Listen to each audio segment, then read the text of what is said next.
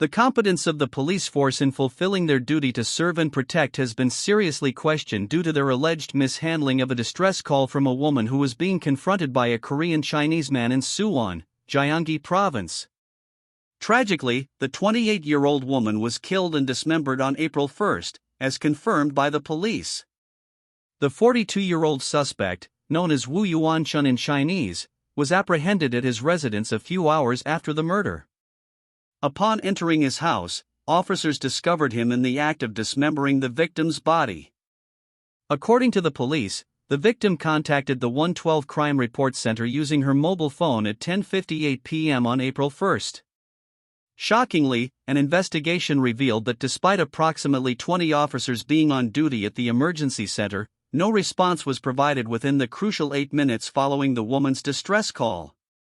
The distressed woman, in a state of fear, informed the authorities that she had been forcefully taken by a man and was being subjected to sexual assault at his residence.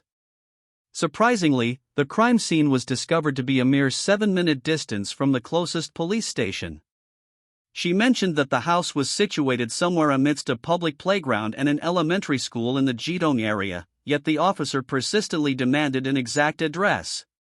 In a desperate plea, she even begged for mercy from her assailant, just as the sound of a door being forcefully broken resonated before the call abruptly ended. Despite the call lasting for several more minutes, she chose not to disconnect in order to aid the detectives in locating her. However, it took the officers approximately 13 hours to reach the scene after the distress call was placed. There are suspicions that the police may have attempted to conceal their mishandling of the case.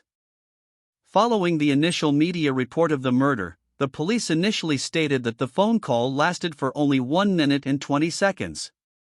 However, it was later discovered that the call actually continued for over 6 minutes. In the midst of public outrage, the police decided to release a recording of the conversation on Friday. The recording captured the victim's desperate pleas for help while she was being attacked. The rented house where Wu committed the heinous crime of kidnapping and murdering the woman was identified. When the officers entered the house, they found Wu in the act of dismembering the victim's body. Commissioner Cho Hyun-oh of the National Police Agency expressed his sense of responsibility for the incident on Saturday. He pledged to implement comprehensive reforms within the system to ensure that the police can respond to crime reports more swiftly and effectively. This case has also raised concerns regarding public safety. A blogger questioned the trustworthiness of the police, citing their failure to prevent the murder in Suwon despite receiving specific information from the victim regarding the location of the crime. The government is now facing a lawsuit for compensation from the grieving family of the victim due to the delayed response of the police. A relative has stated that if the police had acted promptly upon her call, the murder could have been prevented. The family intends to seek compensation for the suffering they have endured and will continue to endure as a result of her death. When they visited the crime scene on Sunday, the father and mother, along with other family members, expressed their grief through wailing. Meanwhile, it has been reported that Wu, the perpetrator, has a wife and children in China. He came to Korea in 2007 and has been working at construction sites, earning a monthly income of approximately 1.5 to 2 million won. Residents in Suwon, where Wu lived, described him as a quiet individual who enjoyed drinking alone. During a search of his house, the police found a bottle of Chinese liquor, explicit photographs of women, and sanitary pads. During the interrogation, Wu admitted to hitting the victim's head twice with a wrench and strangling her to death. He then dismembered her body and disposed of it in the bathroom.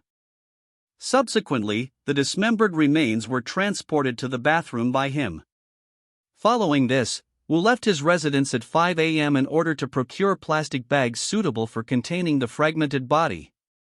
The proprietor of a store recollected encountering him while inquiring about the availability of a black, spacious plastic bag. "I informed him that we solely possess a blue-colored one, and then he abruptly departed," stated the proprietor. Although his neighbors overheard a woman's distressing cries for assistance, they refrained from notifying the authorities as they presumed it to be a domestic dispute between a married couple.